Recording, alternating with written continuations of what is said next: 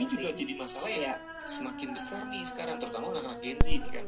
Kalau udah menyangkut lifestyle, ya sedikit-sedikit pedal gitu kan, sedikit-sedikit nongkrong di coffee shop gitu kan, sedikit-sedikit main tenis kan lagi tren banget tuh.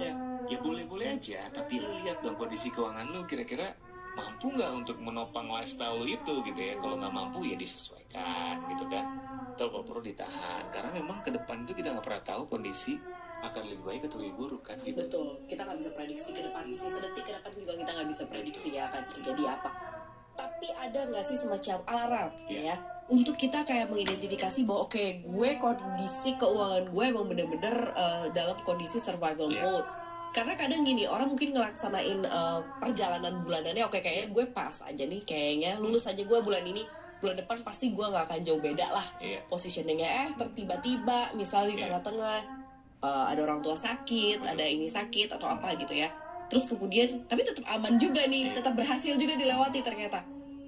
Bulan depannya jadi kayak alertnya atau alarmnya bunyi tapi dihiraukan. Nah ini sebaiknya seperti apa sih yang harusnya jadi alarm ini? Udah nggak bisa nih, ini alarmnya tuh udah banyak.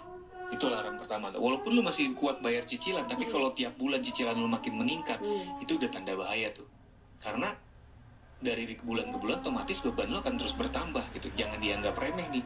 Jangan sampai nanti ini jadi masalah besar gitu ya.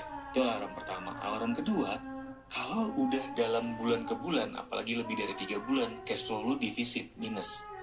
Jadi misalkan gaji lo 10 juta, minus nih. Gue tutup pakai kartu kredit atau pakai pay later, apalagi pinjol gitu ya. Itu udah bahaya. Itu alarm kedua tuh, berarti ada yang salah, yang harus segera dirubah gitu ya. Alarm ketiga sebenarnya dari sisi penghasilan.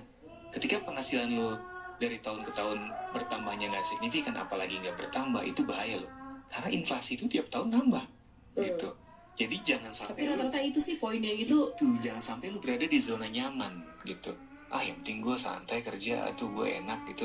Tapi itu nggak bisa kayak gitu, karena kebutuhan tuh harganya naik, nggak pernah turun gitu kan. Makanya penghasilan itu diusahakan tiap bulan naik. Either lu misalkan naik dari gaji bulanan kalau lu bekerja di kantor gitu ya, atau lu punya side effect gitu ya, atau lu punya bisnis, atau lu pindah kantor kan gitu. Intinya lu harus mulai mereview nih perjalanan karir lu itu dari ke tahun ke tahun tuh mengalami kenaikan, tau gak sih?